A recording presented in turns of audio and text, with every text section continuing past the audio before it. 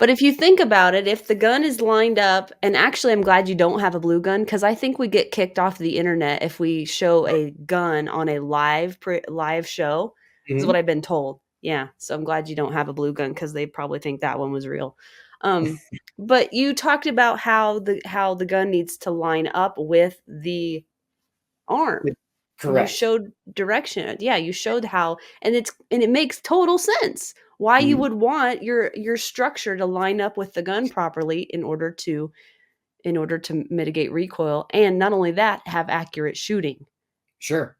Because if Yeah. it's not lined up correctly and you're not looking at it correctly and everything's out of, and it doesn't take much Right, either. and you're constantly fighting for control with both hands on the pistol, right? Right. And not only just fighting for control with both hands, but then you're also fighting for visual confirmation and visual control as well. If the gun's not aligned properly in the hand, as soon as the pistol then is presented, between your eye and the target, that Mhm. also is what dictates whether or not the dot or the sights actually present directly to the eye or if they're off.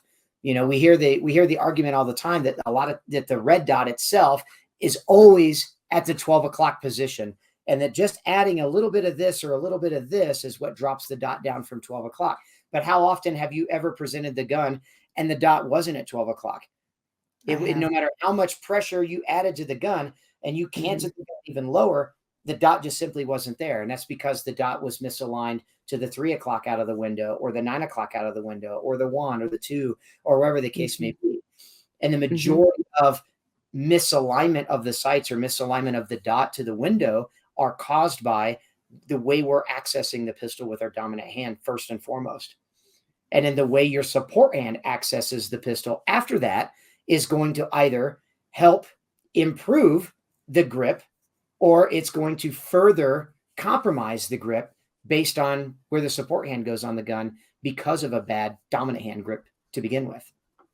Right, and didn't you demonstrate, chicken winging and bringing your Mhm. shoulder down and in whenever you're doing appendix, and that affects all of that when Yeah, you get absolutely. when you get that gun out of the holster. Absolutely. It's funny, when I first started teaching practical performance, grip is always something I talked about, but as as the class and as the curriculum really evolved, and as I received feedback from students, it's funny how I used to teach about 4 to 5 different kind of blocks of instruction on day 1. Like, I couldn't help it, like, being an instructor, you just like, I wanna give everybody 1,000,000% of everything that I can bring to the table, Everything. and it's so Yeah. funny now how day 1 really in my class has been rendered down to where we spend the majority of our morning on day 1 really talking about all of the refinements and all of the little nuances of hand position and grip position and pressures and things like that, and then getting the students to experience that and experiment with what truly works best for them. This has Right. never been a class about like, hey, I want you to adopt my grip and my grip only because that'll make you a better shooter. My goal is Mhm. then, is now to really, I want you to evolve your grip. And if we can make your grip 15, 20, 30, 50% better than it was before you came to class, then I've made you a better shooter, not just Mhm.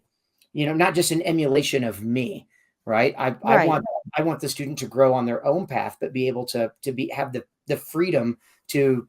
experience those things on their own.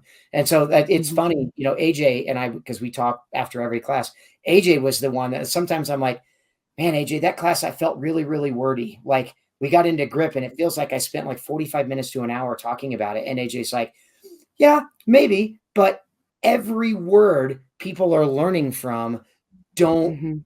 don't give that up. Don't lose that. Like, that's Mhm. such an integral part of the puzzle for shooters that, Mhm. like, giving it back to try to just breeze through other material, I think would do you a disservice. Like, you teach grip, Mhm. and AJ kind of toots my horn for me. He's like, you teach grip better than anybody that I know because you talk about all of these finer nuances of it that nobody else covers. Most everybody's like, okay, we're going to talk about grip. They get into it for 5 or 10 minutes, hold the gun like this, hold the gun like this, and Yeah. just shoot the gun and sort things out. And it's like, but sometimes people need more guidance than that.